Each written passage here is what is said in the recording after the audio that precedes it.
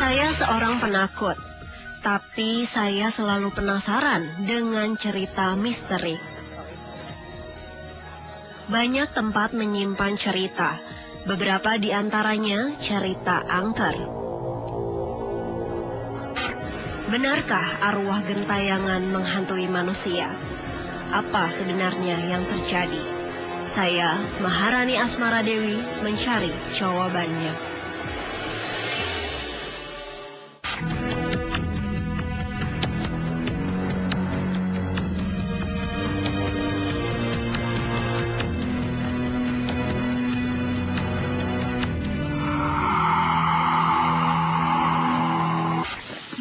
Permisi mas, mau tanya dulu kejadiannya mungkin bisa cerita seperti apa? Dia cuma senyum. Iya, kalau korban itu yang di sini kurang lebih 43. Itu termasuk balita. Itu yang di bawah 5 tahun itu kena awan panas itu namanya wedus gembel itu tetap kering. Jadi bawah 5 tahun itu kering, langsung meninggal di tempat.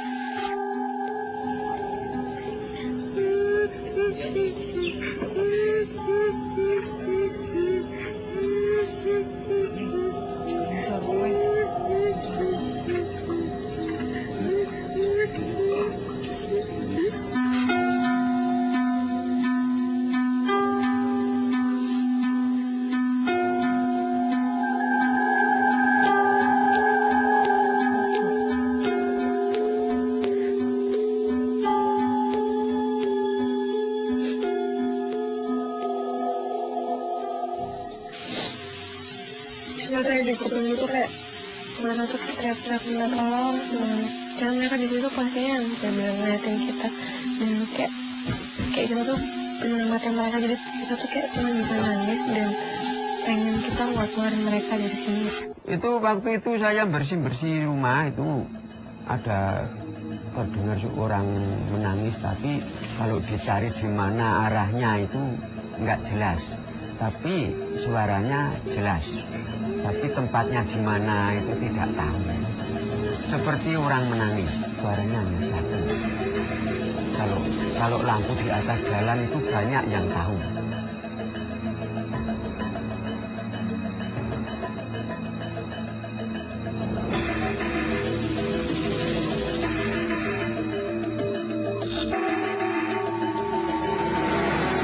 Seperti nek di sini dinamakan ting ya. Ting itu sentir kecil, warnanya merah, itu jalan di atas.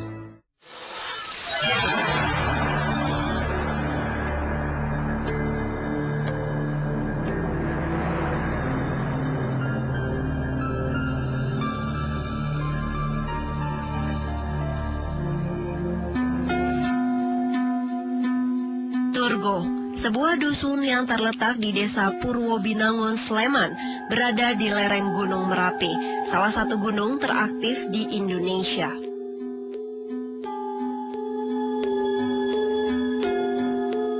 Saat saya datang, tak banyak warga yang melakukan aktivitas.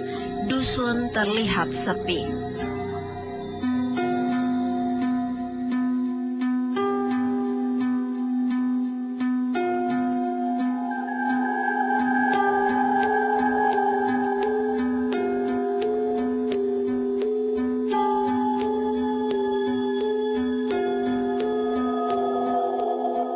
Banyak rumah terlihat kosong dan tidak berpenghuni. Bahkan di antaranya hanya tinggal reruntuhan puing saja. Apa yang sebenarnya pernah terjadi di dusun ini?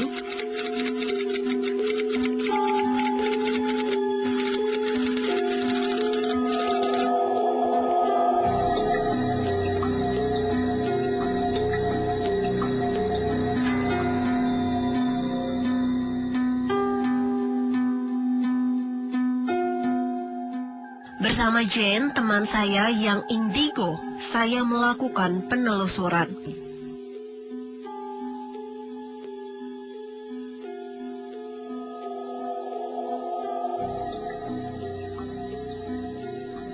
Saya memulainya dari sebuah rumah kosong yang tak terawat. Di sini, ini tempat yang paling banyak ditemukan korban waktu itu, karena di sini bertepatan dengan adanya pesta pernikahan gitu. Jadi kalau memang di desa itu kan ramai ya kan, bisa jadi mungkin 2 hari gitu resepsi gitu. Nah pada saat acara itu saprawan panas dan banyak yang meninggal di sini di tempat ini. Gitu.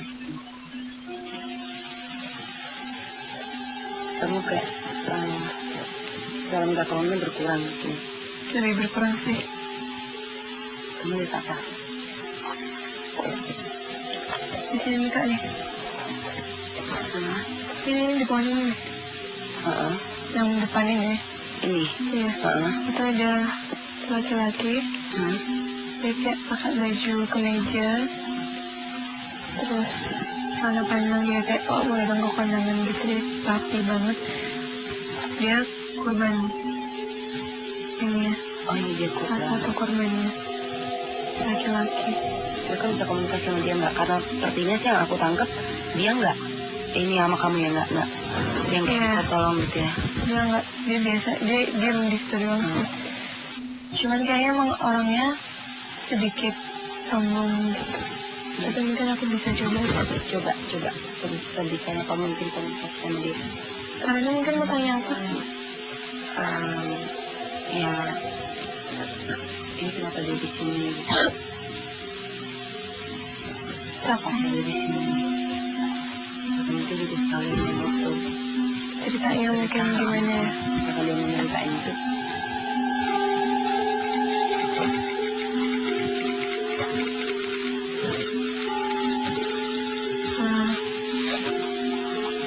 Bau wangi banget lagi. Kayaknya bau ya.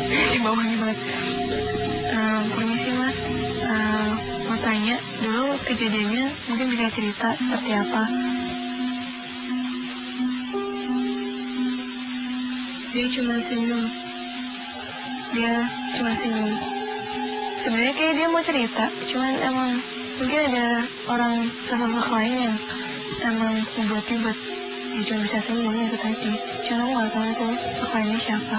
Cuma ya kayak dari matanya kelihatan banget kalau dia emang pengen cerita, dan kondisi badannya itu ya emang udah sudah, jadi emang udah bentar tertutup baju tapi kelihatan aja kayak udah luka bakar gitu.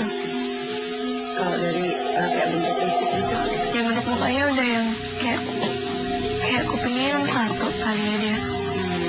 Terus mukanya udah yang kayak luka bakar gitu.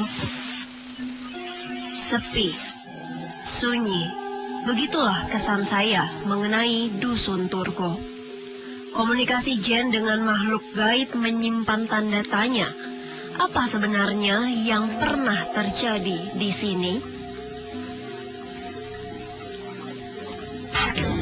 Ya kalau korban itu yang di sini kurang lebih 43. Itu termasuk balita. Itu yang di bawah 5 tahun itu kena awan panas itu namanya wedus gembel itu kering. Jadi bawah 5 tahun itu kering, langsung meninggal di tempat.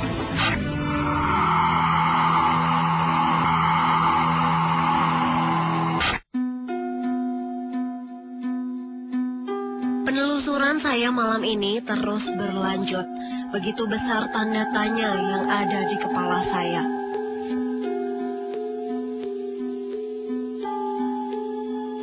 Jen tiba-tiba mengajak saya ke sebuah tempat tak jauh dari rumah kosong yang saya datangi. Mungkinkah jawaban dari pertanyaan saya ada di sini?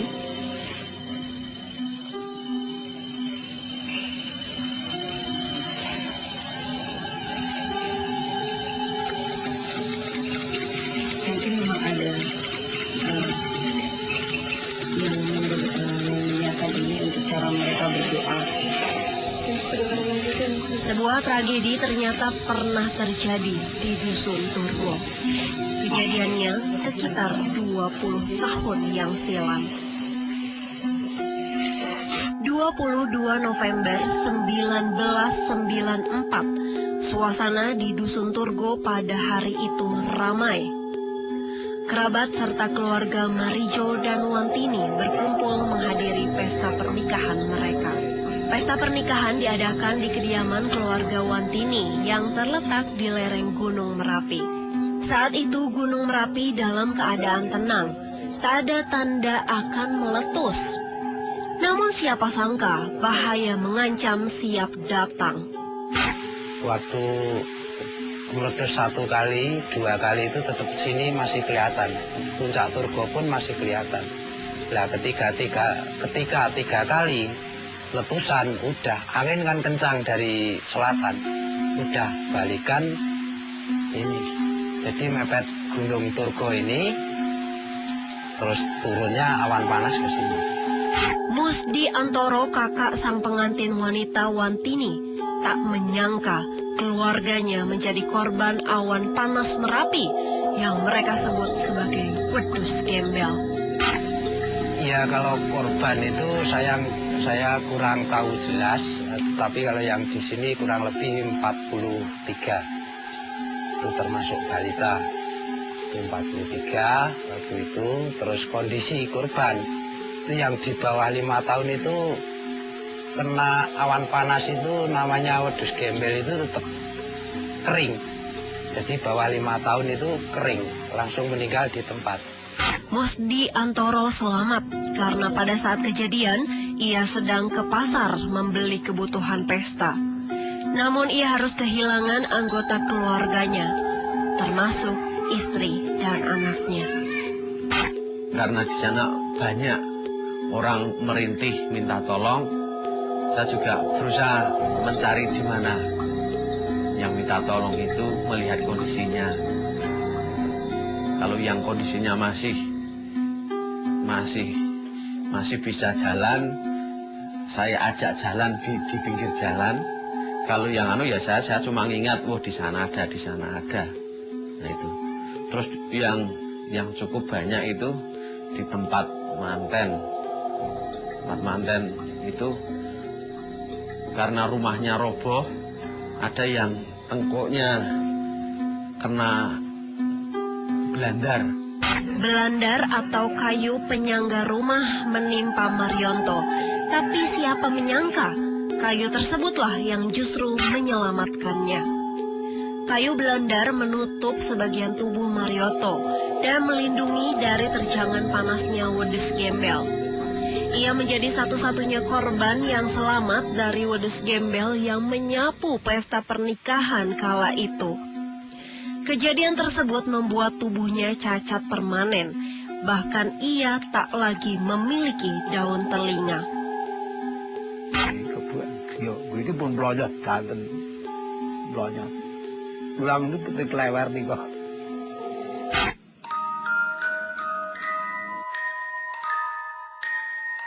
Sejumlah tragedi akibat amuk Merapi juga pernah terjadi. Salah satunya di Kali Adem, Cangkringan, Sleman. Pada tragedi ini, 2 orang relawan tewas terpanggang di dalam bunker.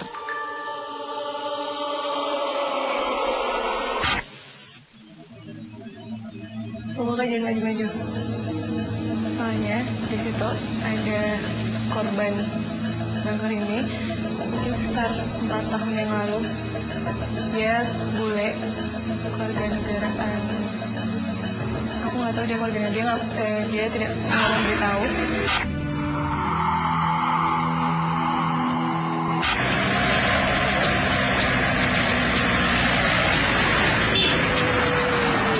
Juni 2006, Gunung Merapi kembali meletus dan menelan korban. Warjono dan Sudarwanto, 2 relawan pengungsian, ditemukan meninggal di dalam bunker. Luncuran lava yang turun bersama awan panas diduga penyebab kedua korban tak dapat menahan panas yang diperkirakan bersuhu di atas 200 derajat Celcius. Tak terbayangkan apa yang terjadi saat itu.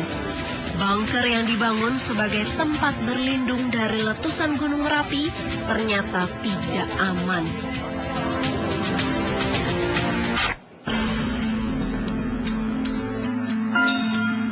Jen? Udah dari tadi? Udah lumayan. Nah, sekarang kita mendingan langsung ya ke Geng Merapi. Itu tempatnya di bunker. Dep, sorean terkeburu hujan, sekarang aja yuk. Ditemani Jen, saya mencari tahu apa yang sebenarnya terjadi di dalam bunker. Nah, ayo kita berangkat.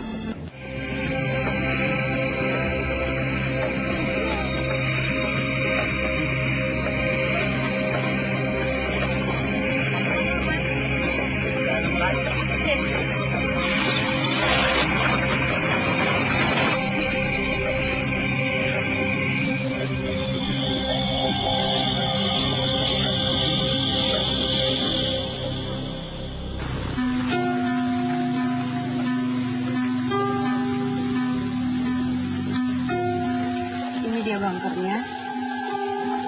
Jadi menurut info dari penjaga bunker ini, tahun 2006 itu ada 2 orang yang meninggal di sini kata terjebak si Merapi pada saat itu. 2006.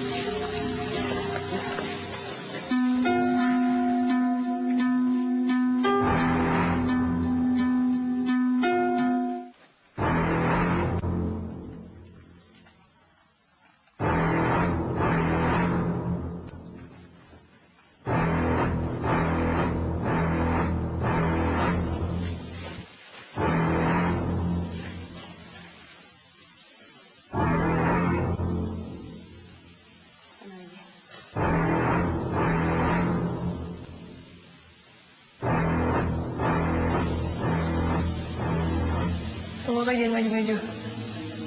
Soalnya di situ ada korban bunker ini mungkin sekitar 4 tahun yang lalu. Dia bule, keluarga negaraan. Aku nggak tahu dia keluarga negara. Dia tidak mau memberitahu. Cuman dia tingginya sekitar 170-an mungkin. Ini yang Yang bule pada umumnya. dia di mana posisinya? Di sebelah sini persis. Jadi di bunker ini kamu lihat ada berapa? Sementara sih ada 3 korban itu, dan 1 yang menurut aku dia yang membawa korban itu untuk datang ke sini. Dia di sini ya udah diem aja, nggak mau bilang. Terus yang lainnya di mana? Mungkin kita ke sebelah sana aja.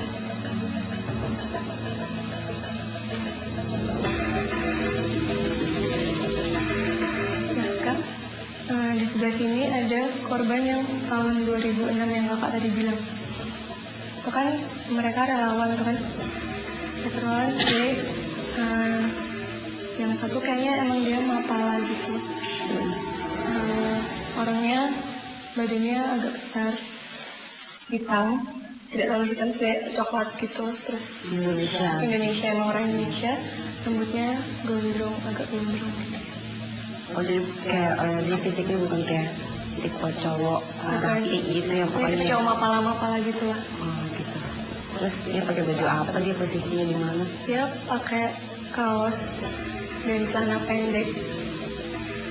Ya kayak kalau misalkan mereka mapala-mapala pada umumnya lah kostumnya itu. Tingginya? Tingginya sekitar kakak tinggi Tinggi dikit. lebih.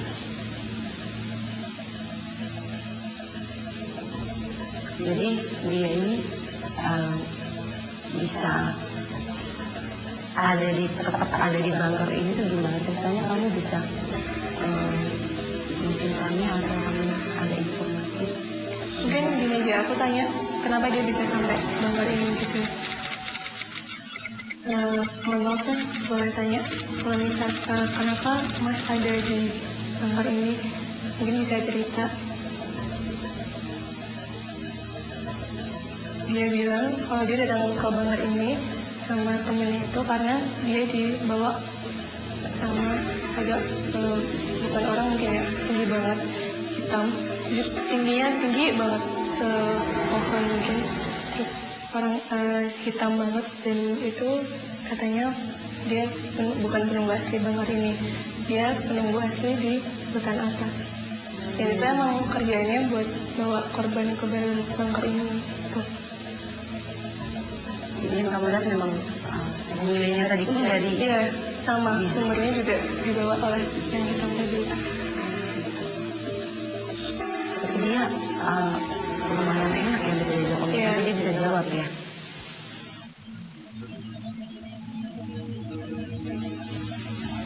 Terus yang satunya Yang satunya tadi sempat ada di sini, cuman sekarang udah keluar mungkin. coba kita lihat mukanya. Mungkin kesana dulu kan kita. Buayanya masih ada sih. Masih dari situ terus. Kau kayak yang lebih parah banget takutnya sama bule itu ya. Bunker secara khusus dibangun untuk melindungi dari terjangan awan panas akibat letusan Gunung Merapi. Pada saat kejadian yang mengakibatkan 2 relawan tewas, tidak hanya awan panas yang menerjang, namun luluran lava dan material vulkanik juga menutup bunker. Rentetan peristiwa letusan Merapi kembali memakan korban. Pada 26 Oktober 2010, sedikitnya 275 orang tewas, termasuk Mbah Marijan, sang juru kunci Merapi. Mbah Marijan ditemukan tewas di dalam rumahnya dalam posisi bersujud. Mengapa saat awan panas menerjang, sang juru kunci tidak menyelamatkan diri? Ataukah ia justru berserah diri kepada Gunung Merapi? Ini ya kayak wartawan ya FIFA. Cuman yang bisa aku ajak komunikasi namanya Lianto. Ya, dia wartawan FIFA. Kalau nggak salah namanya itu.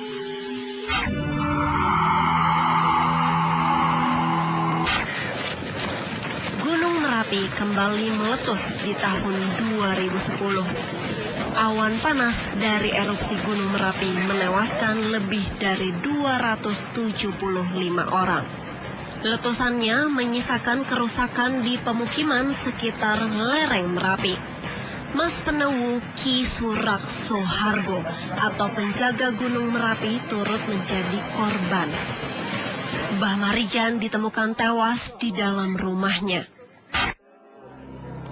Pada tahun 2006, Mbah Marijan pernah menolak perintah dari Sultan untuk mengungsi dari tempat tinggalnya di desa Kinah Rejo, Cangkringan. Lalu, mengapa Mbah Marijan enggan menyelamatkan diri bersama-sama dengan pengungsi lain? Saya dan Jin mendatangi tempat Mbah Marijan terakhir ditemukan.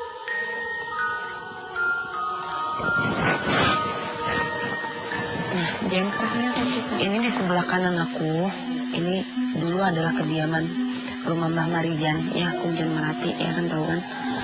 Nah, yang ditandain ada rumah kecil itu adalah tempat ditemukannya jenazah Mbah Marijan dengan posisi yang bersujud. Menurut mata batin kamu, penglihatan mata batin kamu di sini kamu lihat apa? Tanya Yang menemukan apa? waktu itu kejadiannya gimana kok bisa Mbak Marijan sampai seperti itu ada di sini. Ada. Itu dia di mana lagi? Posisinya di mana? Dia berdiri di luar itu kan ada rantai itu rumahnya tuh. Iya. Dan di luar itu ada arahnya ke kita. Oh gitu. Kamu bisa mungkin coba komunikasi sama dia atau apa? Lihat kita kan di sini juga nggak yang. Coba aku tanya kali ya.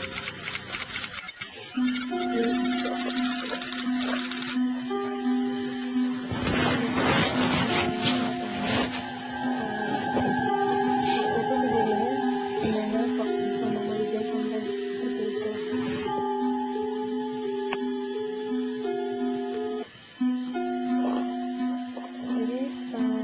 Jadi dia cerita aku agak ngerti sih karena dia pernah belajar di halus. Dia cerita kalau jadi waktu itu dia biasa di rumah gitu. Terus habis itu tiba-tiba dia dengar suara dari Merapi yang emang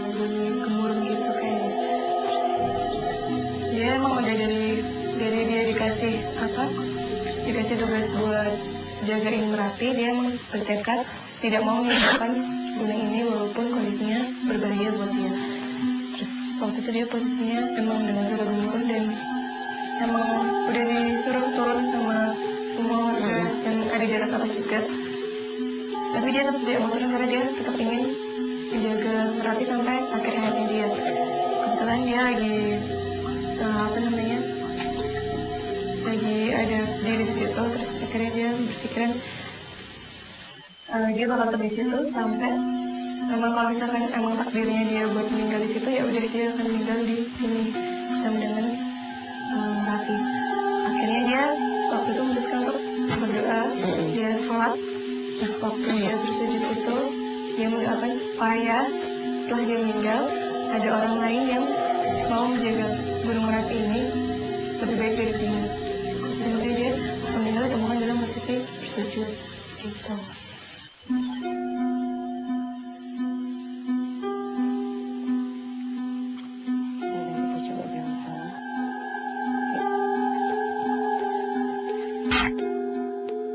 Selain Mbah Marijan, peristiwa letusan Merapi tahun 2010 juga menewaskan Yuniawan Nugroho, redaktur vivanews.com.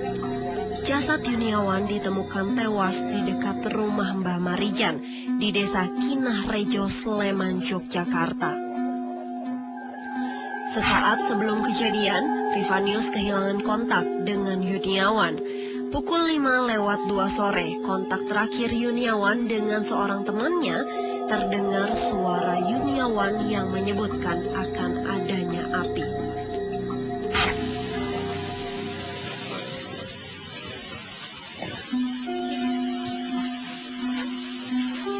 Nah, ini adalah rangkaian mobil yang terlalu panas. Ini mobil EPV ya, ini kalau nggak salah milik Baramu, ini membantu mengevakuasi warga yang masih tertinggal di sini.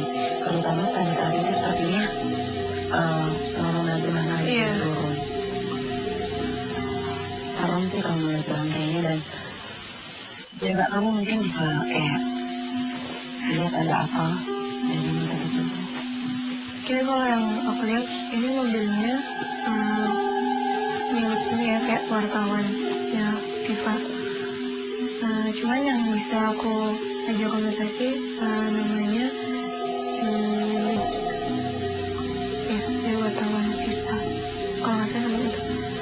Dia sekarang duduk di atas motor ini. Di mobil ini itu ada kayak serombongan mungkin ya yang meninggal bersama relawan dari Viva itu tadi. Jadi ada 2 orang, siapa namanya tadi? Atau Yuniawan siapalah itu, dia ada di sebelah sini dan ada temannya dari Viva juga, dia nyetir. Terus di belakangnya ini ada sekitar 4-5 orang yang ada di sini, itu dari desa yang ada di atas rumah ini. Dan niatnya mereka mau membawa turun si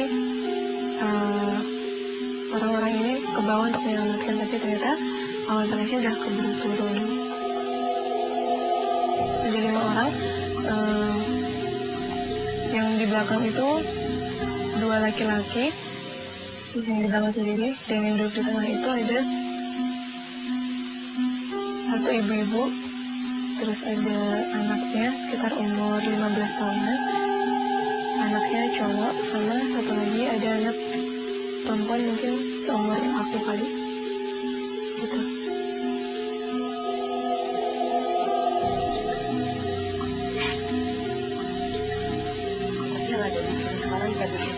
Ya, yang bisa lihat itu cuma si dari Viva itu.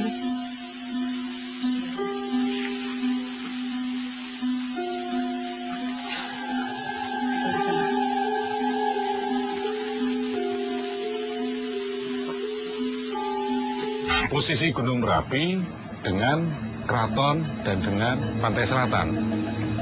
Nah, kelompok ini yang kemudian menganggap bahwa ketika Gunung Merapi itu terjadi sesuatu, terjadi erupsi, dia menganggap pasti ada sesuatu yang kurang atau yang salah.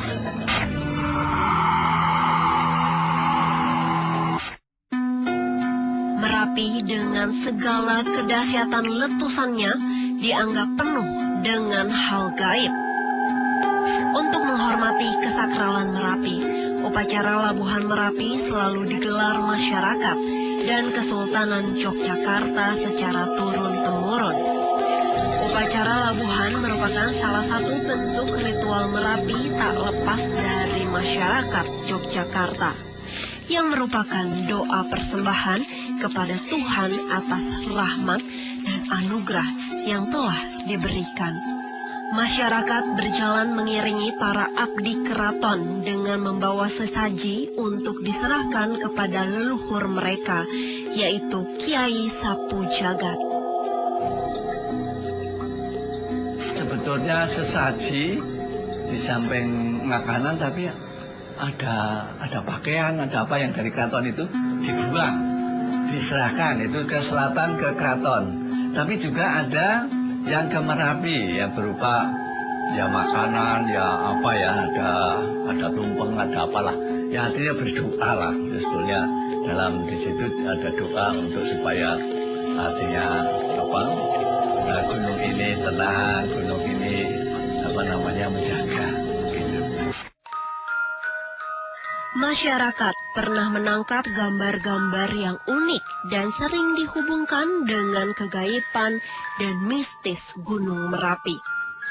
Salah satunya saat letusan 2010, tepatnya tanggal 2 November. Lelehan lava pada saat itu mengalir membentuk sosok serupa bidadari. Membentuk kilatan lava seorang wanita dengan kedua tangan menengadah ke atas. Sehari sebelum Gunung Merapi meletus, tepatnya tanggal 26 Oktober, Suswanto, lelaki berusia 43 tahun, warga Dusun Sudimoro, Pucanganom, Magelang, mengabadikan awan berbentuk mirip sosok Petruk dalam cerita pewayangan di atas Gunung Merapi. Berhidung panjang dengan kuncir rambut di belakang, kepala melengkung ke atas. Keengganan Mbah Marijan untuk mengungsi dikaitkan dengan keinginannya untuk menunggu wangsit dari Mbah Petruk. Selain foto tersebut, banyak lagi foto lain, seperti foto awan membentuk orang bersujud seperti posisi Mbah Marijan saat ditemukan tewas. Dan ada foto membentuk wajah manusia. Gunung Merapi bagi masyarakat Yogyakarta bukan sekedar sebuah gunung aktif, tapi keberadaannya merupakan simbol sakral dan mistis yang tak bisa lepas dari filosofi kota Yogyakarta dengan keraton sebagai pusatnya yang terbelah dalam suatu sumbu imajiner. Ada sebagian masyarakat yang masih kuat memegang tradisi yang menganggap Gunung Merapi itu sebagai sebuah gunung di samping sebagai gunung berapi yang masih aktif, tetapi juga sebagai gunung yang mempunyai nilai spiritual, tingkat kesakralan yang tinggi. Nah, sebetulnya kalau ditanya siapa mereka, amat sangat sulit kemudian menggolongkan yang mana. Tapi itu akan kelihatan ketika Gunung Merapi itu terjadi sesuatu terhadap Gunung Merapi, seperti misalnya peristiwa-peristiwa beberapa tahun yang lalu. Ketika Merapi erupsi, orang menganggap itu sebagai sebuah gunung Merapi yang aktif. Tapi orang yang percaya dari sisi spiritualnya, itu pasti ada sesuatu yang mengganggu Gunung Merapi, sehingga Gunung Merapi dalam tanda kutip marah. Nah, siapa kelompok-kelompok ini? Kelompok ini yang sangat kental dengan tradisi-tradisi Jawa. Nah, mengapa mereka mempunyai keyakinan seperti itu? Karena tidak bisa dilepaskan dari yang namanya posisi Gunung Merapi dengan keraton dan dengan pantai selatan. Nah, kelompok ini yang kemudian menganggap bahwa ketika Gunung Merapi itu terjadi sesuatu, terjadi erupsi, dia menganggap pasti ada sesuatu yang kurang atau yang salah. Nah, itu pandangan mereka, pandangan masyarakat Jogja terhadap itu. Gunung Merapi yang sangat aktif sewaktu-waktu bisa meletus mengancam kehidupan sekitarnya. Keangkeran Merapi ditanggapi berbeda-beda oleh sebagian masyarakat. Menghormati budaya turun-temurun dari nenek moyang dan menghargai sesama menjadi hal yang penting, karena Gunung Merapi memegang peranan keberlangsungan hidup sekitarnya.